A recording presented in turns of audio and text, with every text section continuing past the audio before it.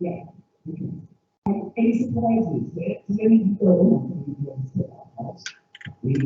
Good morning, Year 11. I hope that you are all well and enjoying this frosty morning. I wanted to talk to you for a few minutes before passing over to Mrs. Sharp, who's going to focus on your mock exams. I wanted to just talk to you about a letter that we sent home to your parents on the 18th of November. I can see on MIS that most of you have access to this letter, but you may not have read it in detail. And I really want to highlight the content to you and ask you to read this letter carefully. There are two links within the letter. One of them is from Ofqual, and it's specifically a letter that they have written to all students who are due to sit their GCSEs and A-levels this summer. And then the other link is guidance to schools of what we should be doing as a school to support you in sitting your exams in the summer. The things that I'd like to highlight are that the government and therefore we plan for you to sit your GCSEs and A-levels as normal in the summer. There is an expectation that this will happen as normally as possible. There are a few things that the government are doing to make your exams slightly more supported. So, for example, in maths and sciences, you will be given calculation sheets so that you're given the formulas that you would need. And on the 7th of February, at the latest, all of the exam boards will tell us exactly what material you need to be revising for your exams. So you will be given some support in that at the latest by the 7th of February, and we'll obviously keep an eye on that and summarise it for you nearer the time. The other thing that I wanted to highlight is that there is a slim chance that the exams may not happen, and the government rightly have to make sure there are some contingencies in place in case the exams can't take place as normal. And the process that they propose for this year is that we follow the TAGS, teacher assessed grades, that took place last academic year. Now, for those of you that weren't paying attention to that because it was a year away and why would you be worrying, what we had to do as a school was use at least 3 pieces of evidence to generate a grade for each pupil to produce their GCSE or their A-level grade. We used the mock exams, obviously, as one of our core pieces of evidence. Now, last year, we only found out about this, and pupils only found out about this on the 4th of January. So our pupils were given about 24 hours notice that their mocks were going to be far more important than they thought they were, and that they were suddenly going to be having to do them online, because if you remember then, we went into our second lockdown. You have got a longer stretch of notice than that. So the letter came from Ofqual on the 11th of November. And so we will be using mocks if we need to, if we have to generate a teacher assessed grade. The mocks will be a central part of that, along with other assessment material. We might have to use assessment material that takes place in this half term. And we will obviously make sure that if we needed to, we would put in additional assessments towards Easter, either side of Easter. But as I say, this is a contingency. The plan is for the GCSEs to take place as normal. So I'm going to hand over to Mrs. Sharp, and she's going to talk to you about the mocks, how we can support you with them, a little bit about the timetable and how they work, some hints and tips on how you can get the best from them. And really the message is do your absolute best. Last year, the girls had some amazing teacher assessed grades because they performed so well in their mocks and they took them so seriously. So I'm just going to pull up a slideshow for Mrs. Sharp and hand over to her so that she can talk to you in greater detail.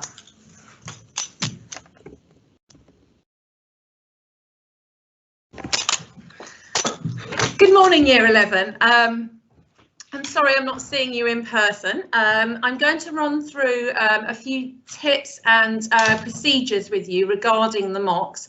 If you have any questions, if you could get your form tutor to type those questions in the chat box, and I can answer them at the end of the presentation. Okay, so mocks. They are running from Tuesday the 4th of January, the art is Tuesday the 4th of Jan to Wednesday the 5th of Jan, and then your written exams will start on Thursday the 6th of Jan all the way through to Tuesday the 25th. So basically the whole of January you're going to be doing your exams, which is great news. Your personalised timetable is now on MIS. I need you to double, triple check that everything is correct on your timetable. So it will look like this. This is obviously a one from a number of years ago. It will have the date, it'll have the time, it will have the exam, the room, and the desk number. Now, I know some of you are already starting to drop subjects or change things, so I need you to check to make sure it is accurate and that you haven't got any exam clashes. There shouldn't be, but sometimes things slip through the net, so I do need you to check that. If you have any queries or concerns, you need to see me in the exams office or email me. My advice to you is on the morning of each exam, log on to MIS, check your timetable and double check the desk number and the room. Sometimes we change things around at the last moment. So you might look at it now and think, oh, I'm in the upper hall at desk 45. On the actual day, you might end up being moved to Bennett House at desk 11. So please check in the morning, you double check your room and your desk number. The rooms that we are using are going to be the upper hall, Bennett House, the ICT suites, and some sixth form rooms. The sixth form classrooms are like an overflow on our uber busy days. You will be doing your mock exams with the year 13s. So there's a lot of you that I've got to get into all those exam rooms. The morning exam will start at 9:15 and the afternoon exam will start at 1:30. Now that means you're in the exam room with your pen in your hand at 9:15 writing the start of your exam. It does not mean that you turn up at 9:15 or 1:30. I need you outside the exam room at least 15 minutes before the start of the exam. We have to line you up, we have to register you, and we have to get you into the exam room. Okay, so every time at least 15 minutes. If you have an exam in Bennett House, please do not leave your bag outside the door, okay? Because people could come in off the street and pinch your bag. You need to leave your bag on the first floor of Bennett House. So come in, dump your bag on that first floor, that big open area, and then come back down and line up, okay? So that's your rooms and your starting time. You are on study leave, okay? So we only want you or need to see you during that period for your exams. So you do not need to come into school when you haven't got an exam. If you have an exam in the afternoon, you just need to come in for that afternoon exam, do the exam and go home. The same with the morning. If you have a morning exam, you can just come in for that, and after the exam has finished, you do not need to stay in school. You can go home and you can revise. We are thinking of providing study rooms, and Mr. LaRue has sent a survey round, so I do need you to complete that survey so we get a feel if anybody does want to stay in school when they haven't got exams. If a lot of you have, then we will look for rooms for you. If most of you want to go home, then I would suggest you could just use the library in between exams, or if you want to stay a little bit longer. But do fill in that survey, otherwise we will not provide study rooms for you. If you are running late, and that does happen, especially in the winter and the traffic's bad, you just need to let me know, okay? It is really important, because if you don't, we're running around school trying to find you. So you just need to ping over an email. It's not a problem, it's not the end of the world, and you don't need to get stressed out by it. It does happen. You just need to let us know. The same with if you are ill from an exam, if you're unwell and you're unable to come in, COVID or non-COVID, you need to let me know and I can make the arrangements. Okay. With mock exams, we do have the facility to allow you to sit the exam at a different time when you're well enough. With the real things in the summer, you won't be allowed to do that. You can only sit the exam at the scheduled time. So we do have a bit of flexibility. Okay, so when you enter the exam room, you enter in a complete silence. So there's no talking to anyone else. You just go straight to your desk.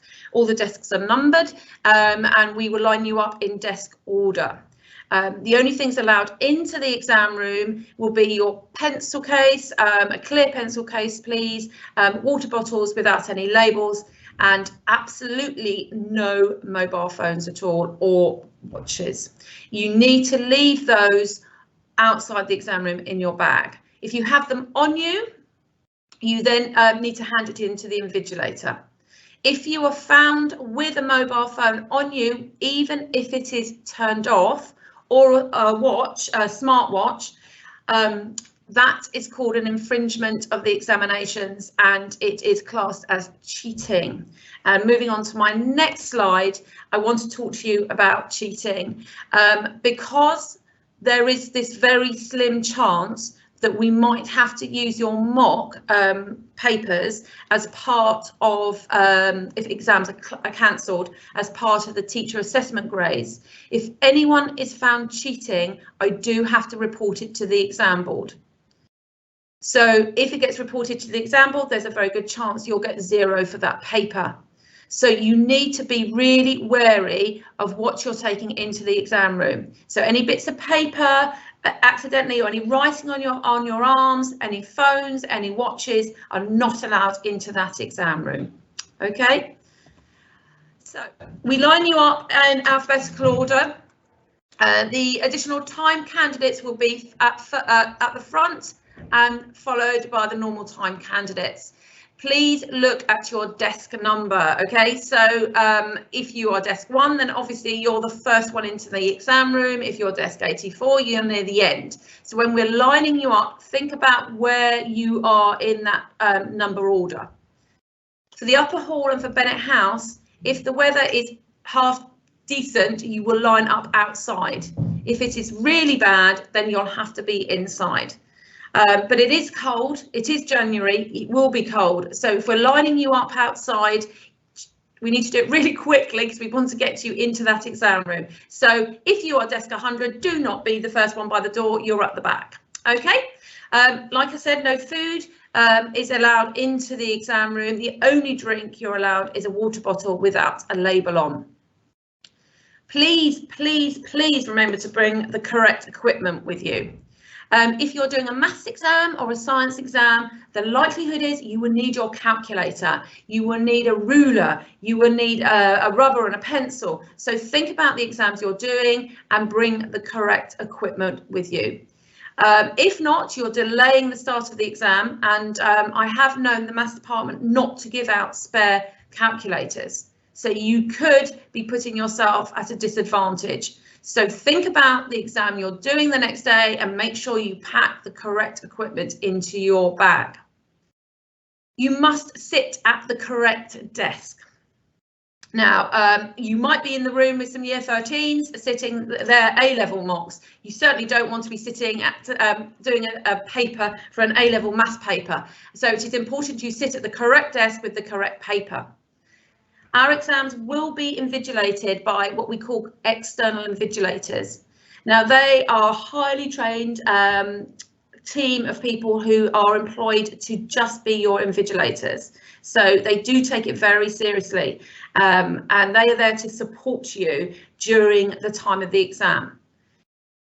If you have any queries or any concerns when you're in the exam room, you just need to put your hand up and attract the invigilator's attention.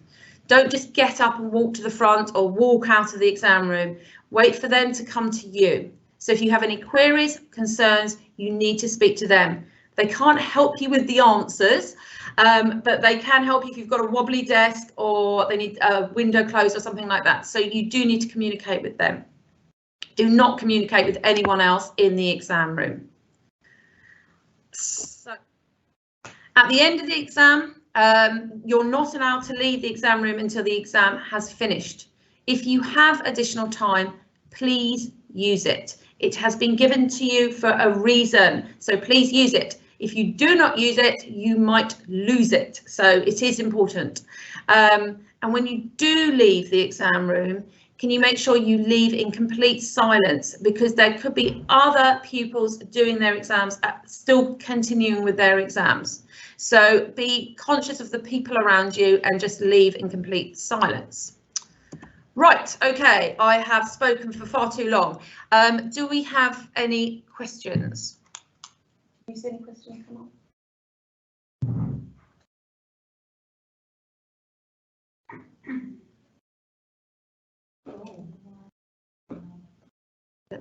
John, can you see any questions?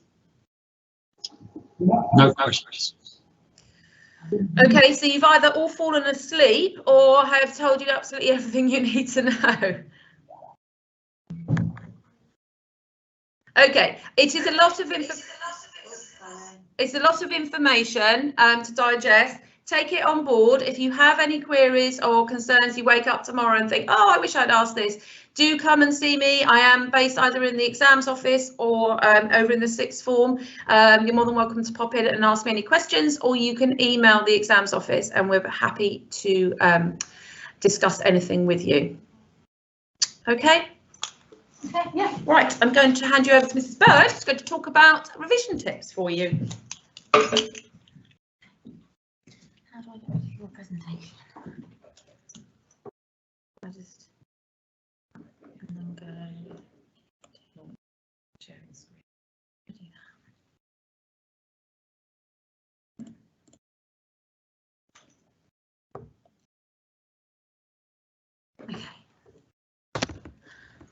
Okay, good morning, year 11.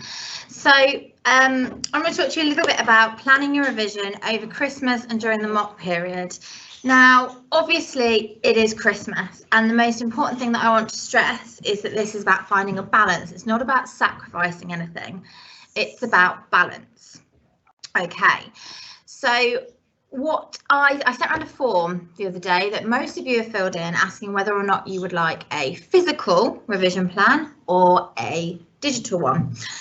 There are physical copies currently in MBH ground floor for you to go and grab at break if you would like, and it's also being uploaded onto the year group PSHE.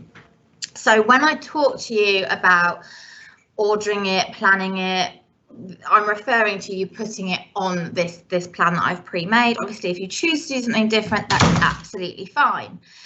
So the first thing you need to do is put your exams on there. Now, if I see you as one of my mentees, you don't need to worry about doing this. And also, if you've arranged to see me separately, you won't need to do it.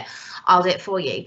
If you're doing this off your own back, first things first, exam dates need to be put in for January. Like Miss Sharp said, double, triple check everything on MIS is correct, and do double check on the day itself. So once you've put these exam dates onto your exam timetable, it puts you in a very good position to see how much time you have available to you and where that time is. You have got plenty of time. Okay, what I suggest is that over the Christmas break, you are aiming to do around 8 hours for each subject you study in total. And that's perfectly achievable and manageable. If, for example, you did an 8 till 4 day of just maths on the first day of the holiday, that's your 8 hours for maths done. I'm not suggesting that's how you do it, but that's a good way to demonstrate that you do have the time. Okay. So you're aiming for about 8 hours per subject over that Christmas period. So the best way to think how you're tackling your subjects, put them in order. Okay, so prioritize them. At the top of your list, you will have subjects that either you want to do for A-level, or perhaps subjects that you know you've missed a lot of, or there's a lot of catching up to do, or you struggle with.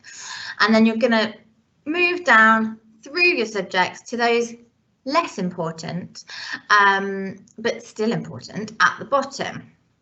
So, for example, if I think about things like English language, the nature of the English language exam means that it does not necessarily need as many hours spent on it as something like biology or chemistry. You know yourself, you know your subjects, so order them accordingly. Okay. Now, when it comes to how to tackle those subjects across your holidays, on this revision plan, you need to go through and block out days that you are not free. So days that you're doing things with family or friends, or that you're busy or you're going away. Block those days out so you know that time is not available to you. And then you know what you're working with. Now, this is what I would recommend. Everybody works differently. I would say you want to do about 2 or 3 subjects a day. 2 is the ideal. I would recommend you start early in the day. Now, I'm not saying you have to get up at 6 or 7 like you do for school, but I am saying get up, get showered, get dressed and get on with it, because the longer you leave starting, the harder it is to start, the more likely distractions are to come your way. And if you do get it done first thing, you can do 1 or 2 things when you've achieved your 2 subjects by lunchtime. You can go, this is going really well, I'm going to do some extra this afternoon.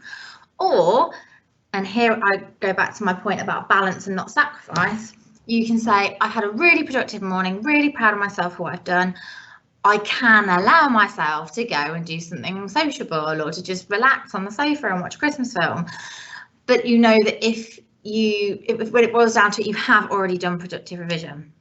Whereas if you get up and you lounge around and you watch a film, you pop into town, you say you'll revise when you get in, all of a sudden that start time of 1 o'clock very easily gets shifted back to 2 o'clock, 3 o'clock, and then you decide to do it the next day. And before you know it, you're just procrastinating. And now's not the time for that. So get up, get started. When you are thinking about how to tackle these subjects, keep a tally of how many chunks of revision you've got on your plan. So for every time you've written you're going to do maths revision, keep a tally. And that way you can see that you're hitting that sort of base level of 8 hours, but also make sure that you are covering each subject as much as you would like. I've known girls in the past who just write the whole thing down without really thinking about it and then tot it up, and somehow have given chemistry 1 hour and English literature's got 13. Okay, you need to try and make them meet in the middle. So going back to that order of subjects, when it comes to the Christmas holidays, if you're going to do 2 a day, on the Monday, you might go biology, that's top of your list, English literature, maths, geography, chemistry, physics, history, DT. Okay, you're working your way through your priority list.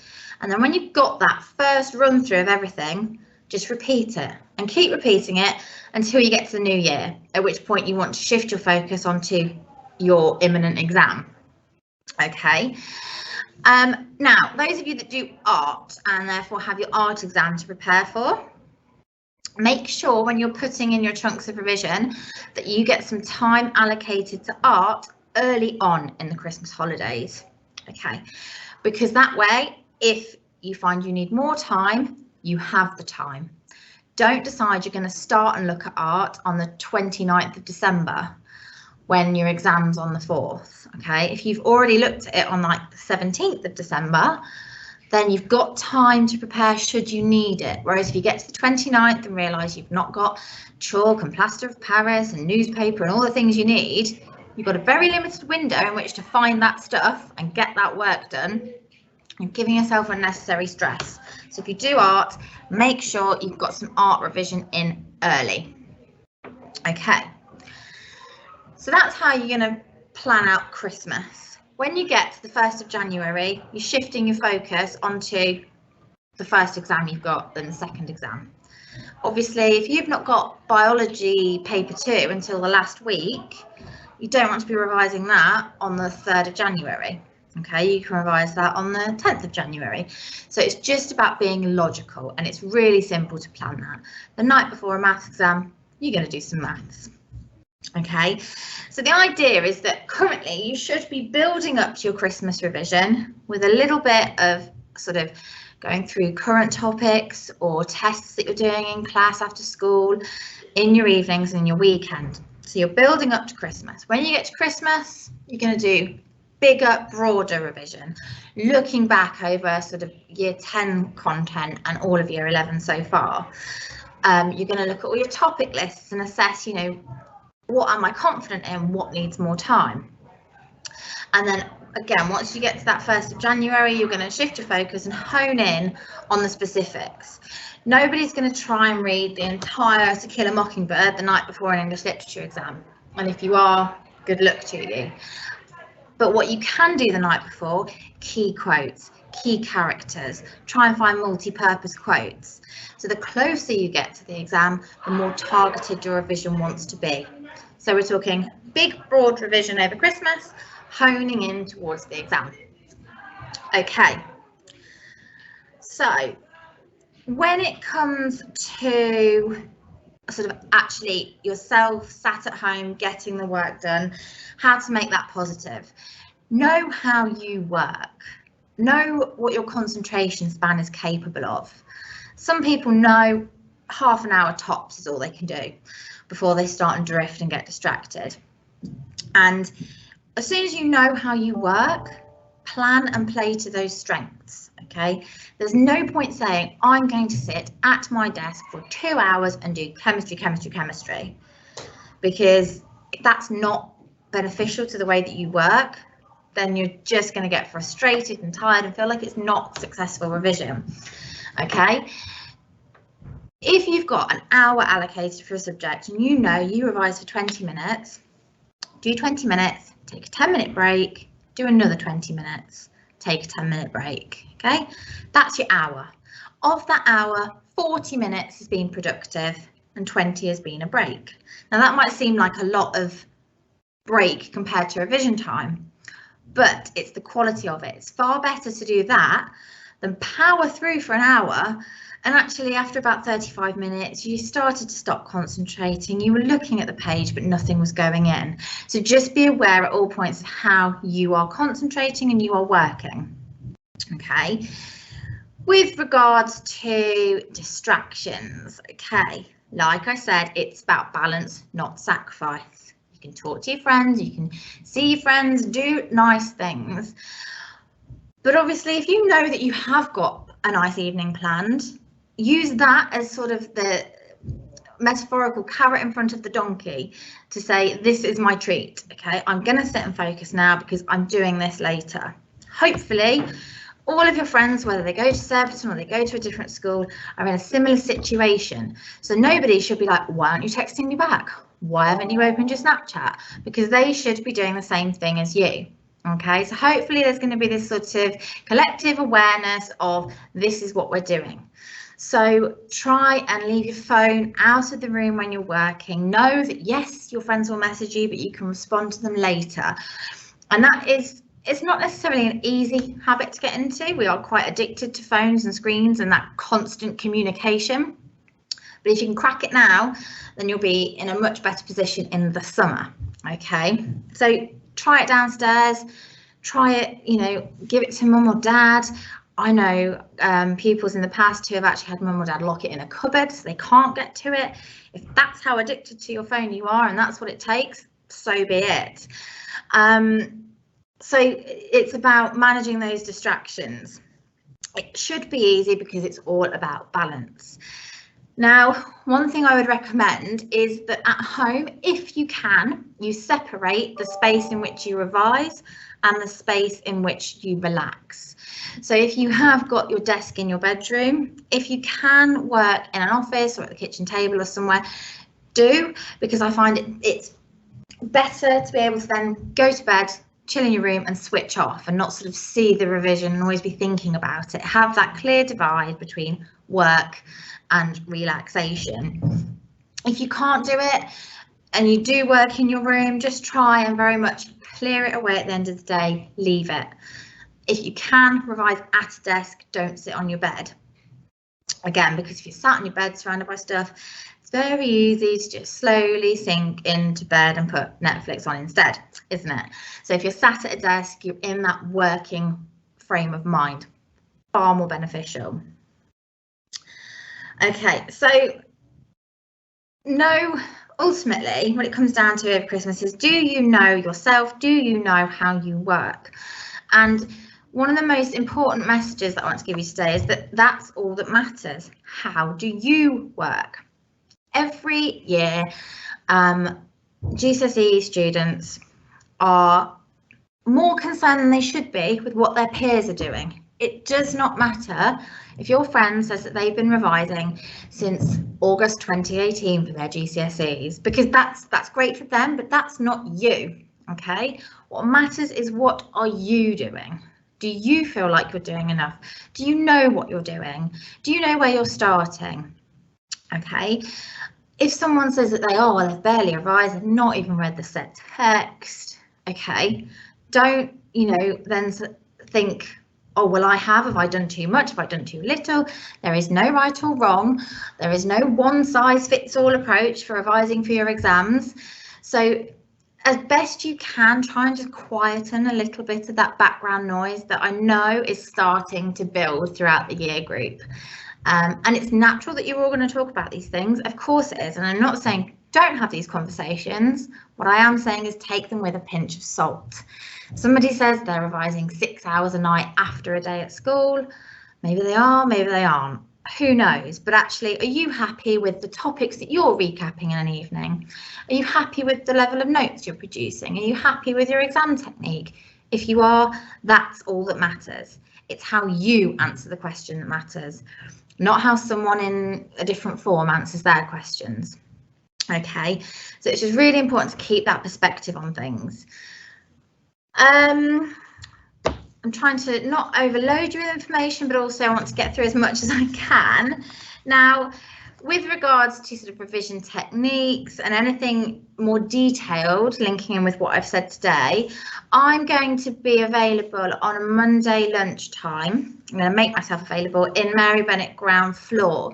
So if you do want to come along and just get a few revision tips, or if you're not sure actually how to fill in this revision plan, because obviously it's one thing me saying it, it's actually writing it down, I'm happy to help. So Monday lunchtime, I will be in the ground floor of Mary Bennett House, and you can come and have a chat with me. I have also got, like I say, some revision plans there at the moment, so if you swing down in break, I'll also be loitering around, so any quick questions, if you're not sure about how to fill it in, I can answer then. Likewise, any concerns or anything, just drop me an email and I can always try and see you at a break or a lunchtime sometime between now and Christmas to just help chat through anything I've mentioned today or anything that I've not mentioned that you feel you would benefit from support with. So ultimately, make sure that you're revising effectively, know yourself, understand how you learn and then play to those strengths. It's not about being chained to your desk and just doing solid revision, from morning till night. It's about little and often, keep it constant, keep it ticking over, keep revisiting things. Okay, over the next 10 days-ish that we're still in school, I think, use your time in school wisely. If you've got any questions, go and seek out teachers, go to clinics, make the most of what is on offer. Okay, it's all good and well looking at a chemistry topic on Christmas Eve and thinking, I don't know how this works, and emailing your chemistry teacher. There's no guarantees they're going to respond. If you're doing a little bit of revision over the weekend and you think, I really don't understand this topic, do something about it next week whilst you can. Okay, when you're in school, make the most of it. And finally, like I say, know yourself and do the work for you. Don't get drawn into what everyone else is doing. The next few weeks are about you preparing for your mocks in the best way that you possibly can. I think that's pretty much everything I wanted to cover. Like I say, if you do have any questions or want to come and see me for a bit of help planning revision, MBH on Monday, or just drop me an email. Okay, good luck, Year 11.